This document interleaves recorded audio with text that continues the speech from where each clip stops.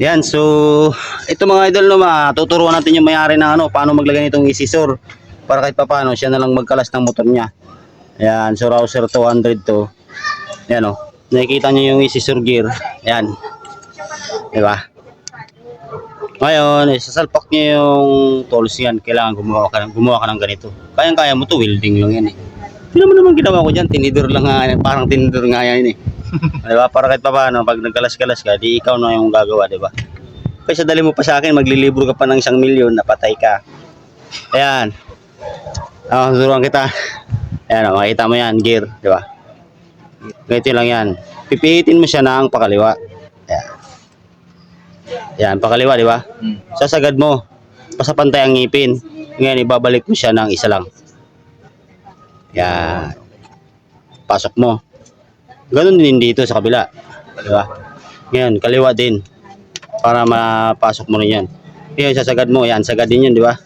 Ngipin. Ibabalik mo rin siya ng isa. Tapat. Tapos tulak mo rin ito. Yan, yan na yun.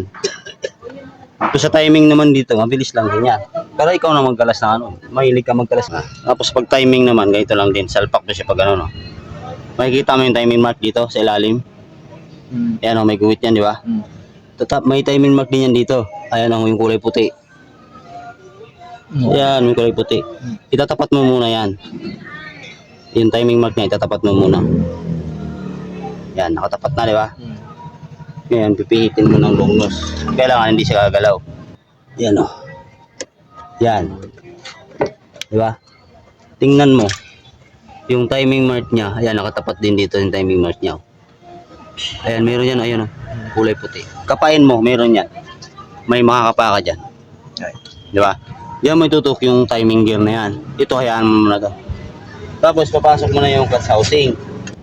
Yan, shoot natin yung clutch housing ha. Pagka shoot na, tapos pansinin mo rin itong ilalim na gear. Ayan o, para pagka ano, baka mamaya itulak mo, nakatupi ito. Walang oil na aki sa taas. Di ba? Ngayon, pagka napasok na yung ano dyan, galaw-galawin mo rin itong oil pump. Papasok yan. Ayan o. Pasok na. Diba? Ngayon, pipihitin mo lang siya para pumasok talaga. Yun. Pero nakatapat pa rin yan. Yung Nakatapat pa rin yan. No? Yan, ganyan na. Nakatapat dito. Nakatap dead center din. Huwag kang magtatapat dito tapos nandito yung marking. Patay ka dyan. Durog yan. Diba? So, ganoon ang pag-timing yan.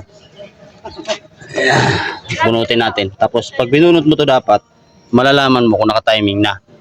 Pag binunot mo yung tools na to, pag ginalog mo yung pag ganun, hindi yan mauuga. Pag binunot mo to, bunutin mo to.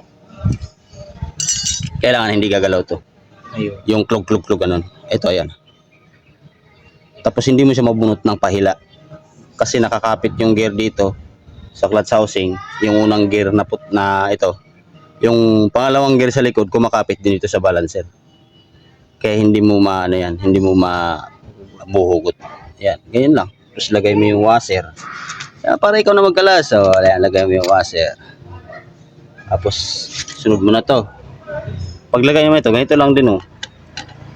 Galaw-galawin mo lang siya.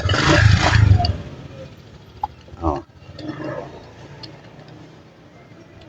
Pasok na yan, oh. Diba?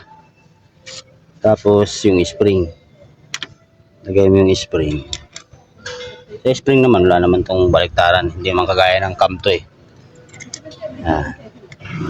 Yan, tapos lagay mo na to. Yung holder. Ayun lang. Napaka-basic. Alam mo to. Diba? Para kahit pa paano, ikaw na magkalas-kalas. Walang problema yan. Okay, so yan. Buuin na natin siya mga idol mamaya.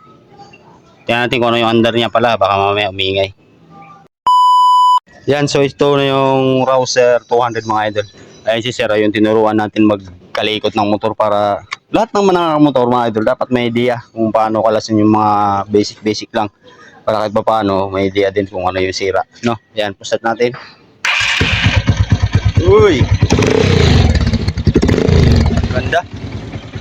Yan, so okay na naman siya. Yan. So yun lang mga idol, no? So Rouser 200 yung old model.